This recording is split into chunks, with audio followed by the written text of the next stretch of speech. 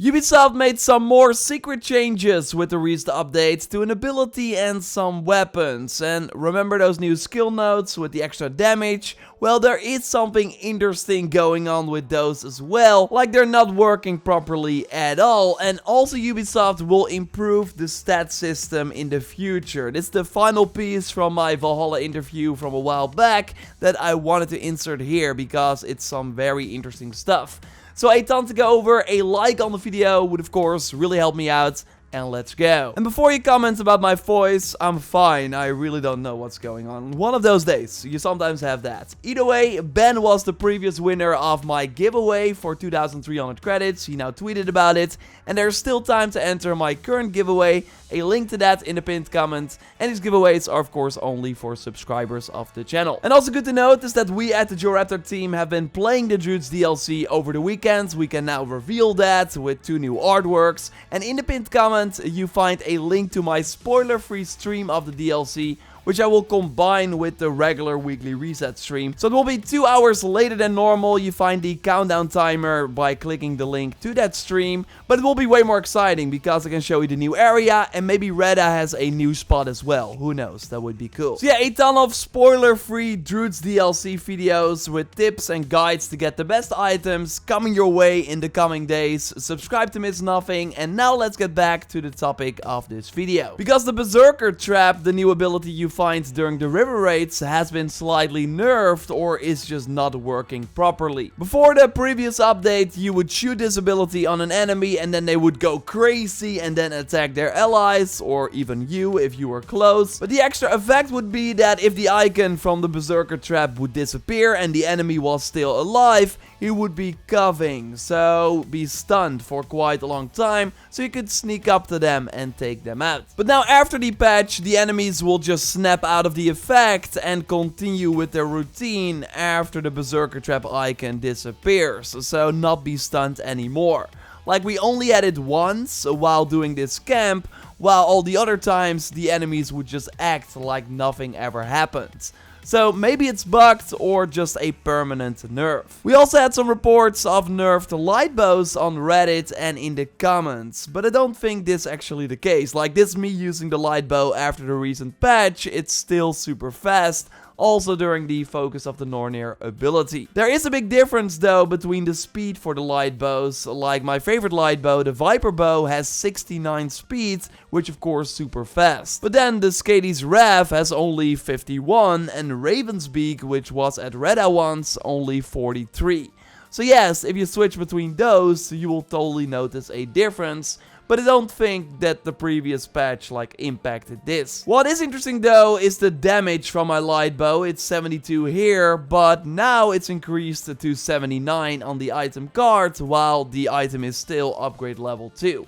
And that's thanks to the skill nodes. So unlocking a new skill node which increases the damage of a particular weapon type will increase the damage on the item card as well, which I find super confusing by the way. Like let's not touch the item card, make that static, the same for everyone on every upgrade level, and only change things in the stat page. I think that would be way easier to understand. But that's not really the point. The point is that they added brand new skills which gives you more stats than is actually possible in the game. Here the new light bow skill node which needed to unlock the Eye of the North skill, increases attack by 7, headshot damage by 3, speed by 1 and crit chance by 2. But when I unlock this skill, it only applies the damage to the light bow, while the other stats are exactly the same if I compare like before and after. And the same is by the way the case for the new sword and spear skill nodes, but turns out that this has to do with the other similar skill nodes you find in the main game skill line. Because if we namely reset that and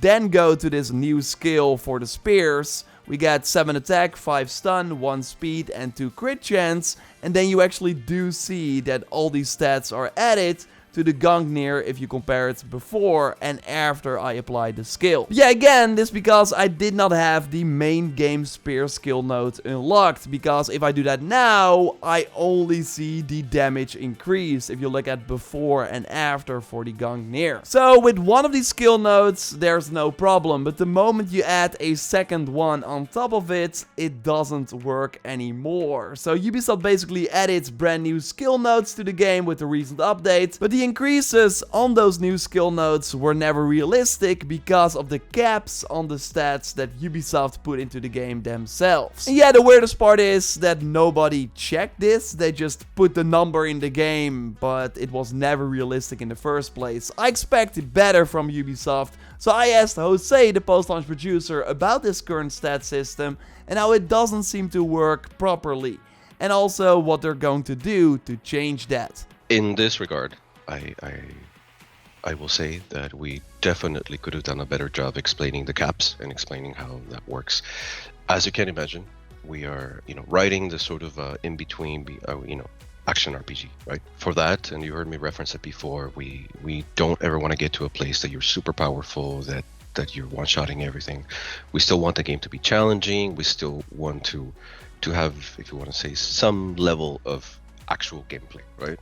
Yeah. If you're just X dead, then it doesn't mean anything. So in that regard, we are looking at how to better explain how the caps work. I'm sure you noticed that depending on the level of the NPCs, your damage has you do different damage. Obviously, the intent here was to create a system that could scale with you, but not land you in super overpowered. And some people consume all the side content, some people only consume the narrative. So it's interesting trying to provide a good gameplay experience for everyone, knowing that some of you maybe double the power level than other people.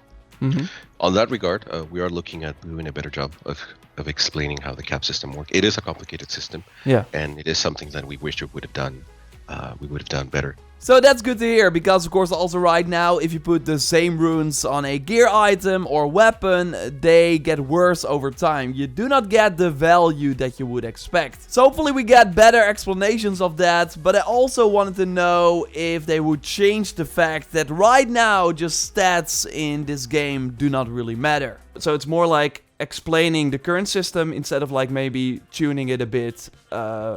It is both. We're also looking at the feedback. There are things that are not explicitly explained. As I watched the video, by the way, obviously, as you can expect, and not in preparation of this, but I watched it when you put it out.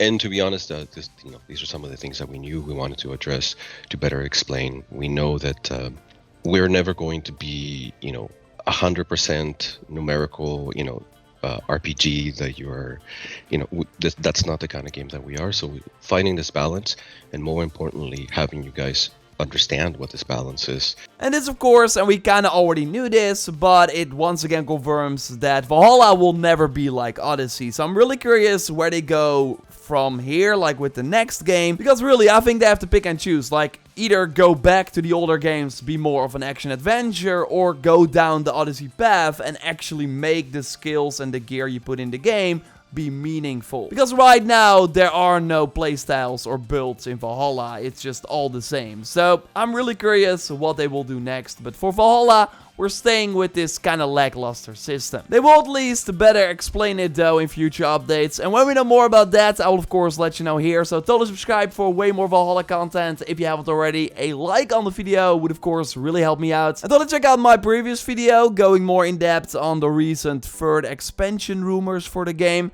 You can watch that one by clicking on the screen, or I will link to it at the end of our photo mode showcase. You can of course send in your shots to the Valhalla Raptor hashtag on Twitter, or my dedicated pictures channel on the Discord. And you can join the Discord via the link in the pinned comment. Once you are there, accept the rules, and then you are able to post. Okay, Joyce, your turn. You, of course, as always, select the pictures from the community. So which one did you pick this time? Hello. First up is Billy Jack Hyde over on Twitter, where Eivor is getting ready to raid with, I think, is her trusted Yum spiking behind her, looking at the Draugr set they're wearing. It's a composition here that I think is really well done. Also with the sepulcher axe that also still in the frame, like on the left. Really cool. Next up is Christy, also on Twitter, where Eivor spreads her wings, looking like a human crow almost. Well, I think with the creative position here, the Allsvinder mount gave her a little help, because we all know it's the only mount in the game this far with wings. Very well done. Also with the matching outfit, like it's all black and red. And I think you have to wait a while before the Allsvinder is like showing the wings, right? So some patience involved as well. Really, really cool. And last but not least, we've got Bim Bim over on Discord, where a storm is brewing and Eivor is ready for action with his 2 dog companions. I love how the Muspelheim mount is bringing light and warmth with its fur, while the rest of the area is grey and moody. I mean, Eivor's gonna need it. Yeah, really, really awesome. If you got cool shots, send them our way. Subscribe for way more Valhalla content. And totally check out our previous video by clicking on the screen. For now, we will speak to you next time, and goodbye. Goodbye.